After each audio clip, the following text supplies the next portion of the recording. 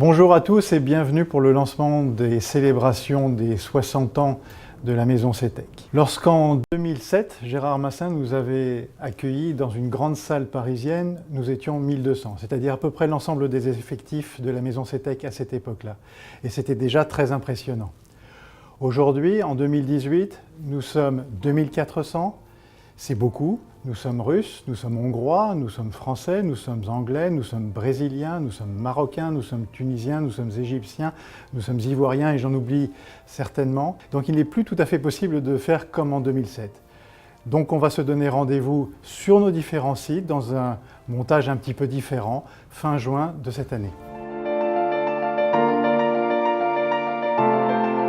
Sans dévoiler ce qu'on va se dire en juin, je voudrais quand même vous tracer une brève histoire de la Maison CETEC, qui a été jalonnée tout d'abord par des très grands projets, comme vous le savez. Et je n'en citerai que quelques-uns, ils sont des milliers, mais les principaux sont sans doute le tunnel sous la Manche, le viaduc de Millau, puis ça a été la grande aventure des autoroutes, à la fois en France, l'autoroute de la Maurienne, la 89, mais aussi à l'étranger, à Moscou, à Dakar. Puis on a enchaîné sur les grandes périodes ferroviaires, les lignes à grande vitesse. Rappelons simplement que nous en avons fait 4 sur les 5 dernières qui se sont construites dans les 10 dernières années. On attaque aujourd'hui HS2 en Angleterre. Ça a été aussi bien sûr les grands immeubles de la Défense et puis les bâtiments emblématiques comme la Fondation Louis Vuitton ou plus récemment le tribunal de grande instance. Et pour finir, bien sûr, la grande aventure du Grand Paris que nous commençons maintenant et qui se terminera dans les années 2030. Voilà l'histoire des grands projets, mais l'histoire de la CETEC, c'est aussi une aventure humaine. C'est celle des fondateurs, Henri Grimont et Guy Seias, qui, fraîchement revenus des États-Unis, ont apporté un souffle nouveau à l'ingénierie française qui était à l'époque essentiellement publique. Par leur connaissance des grands donneurs d'ordre, par le conseil en amont qu'ils ont prodigué et surtout par les recrutements de gens talentueux qu'ils ont effectués, ils ont donné naissance à une véritable nouvelle ingénierie, c'était la CETEC. En 10 ans, Henri Grimont et Guy Seias ont fait grandir la CETEC de 2 personnes à 100 personnes. Et la légende veut qu'à un arbre de Noël, ne reconnaissant plus tout le monde, ils décident de découper la CETEC en plusieurs parties, en plusieurs entités indépendantes. Il y a eu d'une part CETEC Travaux Publics, puis CETEC Bâtiments et CETEC Économie. Ça a été les 3 piliers qu'ils ont créés au bout de 10 ans. Et petit à petit, sur un mode de croissance organique, la CETEC s'est développée ainsi et d'autres sociétés sont nées. On dit souvent qu'une des particularités de la CETEC est d'être une ingénierie indépendante. Et ça, on le doit bien sûr aux fondateurs, mais aussi à Claude Néraud, qui malheureusement nous a quittés et qui a su monter et su donner la propriété des différentes CETEC à leurs collaborateurs. Et ce modèle-là, il est tout à fait unique en France. Il ressemble beaucoup à ce que nos confrères anglo-saxons appellent des partnerships. Au début des années 2000, les fondateurs cèdent la main à Gérard Massin et à Claude Néraud. La CETEC, à l'époque, c'était 850 personnes.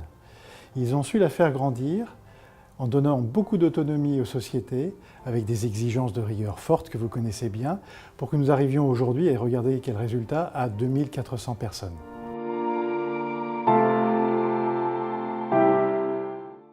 Alors, où en sommes-nous aujourd'hui? Eh bien, plutôt que de nous poser la question, nous avons invité nos grands clients, nos partenaires, les industriels, les architectes, nous les avons invités à la Fondation Louis Vuitton en décembre dernier, et nous leur avons posé 3 questions. La CETEC en un mot, comment est-ce que nous pouvons nous améliorer, et comment est-ce que vous voyez le paysage d'avenir, et comment l'ingénierie, de manière générale, pourrait s'y intégrer. Sur la CETEC en un mot, ils nous ont dit excellence, expertise, ils nous ont même dit élégance, et puis ils nous ont dit la CETEC au fond, c'est les moines soldats. Qu'est-ce que ça veut dire? Ce sont des gens qui sont capables de prendre des projets complexes et qui vont les traiter avec méthode, de façon rigoureuse, jusqu'au moment où on aura traité l'ensemble des sujets.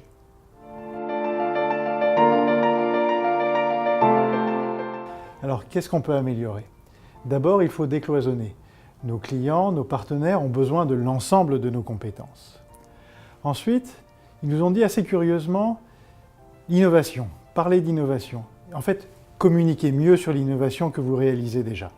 Comment est-ce que nos grands partenaires, nos grands clients envisagent l'avenir? Sans doute avec un petit peu moins de construction neuve en race campagne et beaucoup plus d'intervention sur l'existant, de régénération, en particulier en zone urbaine dense et complexe. Alors ça exige un partenariat fort de proximité entre les équipes et des équipes pluridisciplinaires aux compétences élargies. Alors quels sont nos enjeux d'aujourd'hui et de demain? D'abord, il nous faut réussir nos projets, tous nos projets industriels, nos projets de construction. Parmi ceux-là, s'il ne fallait en citer qu'un seul, je dirais, parlons du Grand Paris. Qu'on y travaille ou qu'on n'y travaille pas à la CETEC, nous sommes tous partie prenante et dans 100 ans, dans 150 ans, on continuera à utiliser les infrastructures qu'on met en place aujourd'hui. Et réaliser ces grands projets, c'est une fierté qui a amené nombre d'entre nous à avoir choisi nos métiers. Pour l'avenir, il nous faut ouvrir deux types de frontières, géographiques et technologiques. À l'international, nous faisions 10% de notre activité il y a 10 ans. Aujourd'hui, c'est 20%. Demain, j'espère que ça sera 30%. Pourquoi? D'une part, pour aller chercher les grands projets, les grands ponts, les grandes autoroutes, les métros de demain, lorsqu'on aura terminé ceux de région parisienne. Et d'autre part, on a tellement à apprendre des autres cultures. Pensez au retour des États-Unis de nos fondateurs, ou plus simplement à ce qu'on peut apprendre au contact des anglo-saxons dans le domaine du management de projet.